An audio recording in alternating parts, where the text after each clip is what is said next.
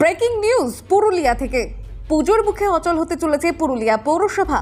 বকেয়া বেতন বৃদ্ধি আর পুজোর বোনাসের দাবিতে সোমবার থেকেই অনির্দিষ্টকালের জন্য ধর্মঘটের পথে নেমেছে পৌরসভার প্রায় 1700 জন অস্থায়ী কর্মী। তাদের অভিযোগ, গত 2 মাস ধরে বেতন বকেয়া পরিবারে নেমে এসেছে অভাব অনটন। বারবার জানিয়েও কোনো সমাধান মেলেনি, তাই শেষ পর্যন্ত ধর্মঘটের ডাক। সমস্ত বিভাগে থাকছে জল, লাইট, সাফাই, অফিস। কারণ এইটা তো আমাদের শুধু সাফাই বিভাগের নয়, বেতন বৃদ্ধিটা হচ্ছে এখনকার হারে। বেতন বৃদ্ধি না হলে সংসার চালানো খুবই অসুবিধা। তাই এই আমাদের এটাকে বন্ধ করে সবাই সমর্থন করেছে, সবাই কালকে বন্ধ করেছে। মানে মোট কটা বিভাগ? মোট জল, লাইট, সাফাই, অফিস, মানে গোটা অস্থায়ী দপ্তরটা। এখন ম্যাক্সিমাম গোটা দপ্তরটা আমাদের অস্থায়ী কর্মচারী চলাচ্ছে, পার্মানেন্ট স্টাফ বলতে নয়। গোটা অস্থায়ী কর্মচারী মিলে অফিস চলাচ্ছে।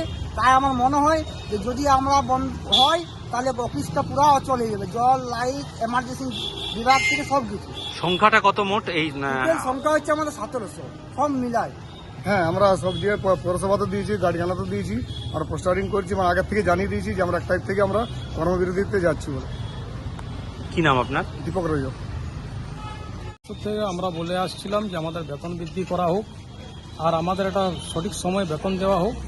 মানে কোনো কাজটা সঠিকভাবে হচ্ছে না, যার জন্য আমাদের এই আন্দোলনের পথ আমরা বেছে নিতে হয়েছে।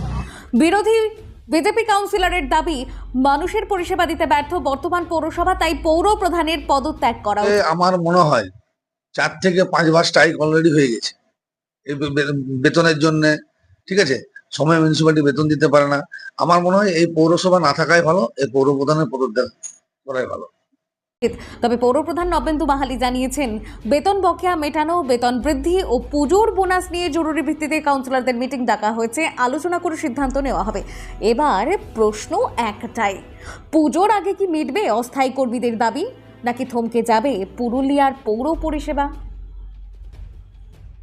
আজকে কাউন্সিলরদের জরুরি ভিত্তিতে মিটিং ডাকা হয়েছে, আলোচনা হবে এবং কর্মচারীদের সঙ্গে কথা বলা হবে। এমনিতেই আমরা 2 মাসের যে বকেয়া আছে, যেটা পুজোর আগে কমপ্লিট হওয়ার কথা, এমনিতে দেওয়ার কথা আছে। বোনাস তো এমনি দিতে হয়, সেই সঙ্গে বেতন বৃদ্ধির বিষয়টা আসছে।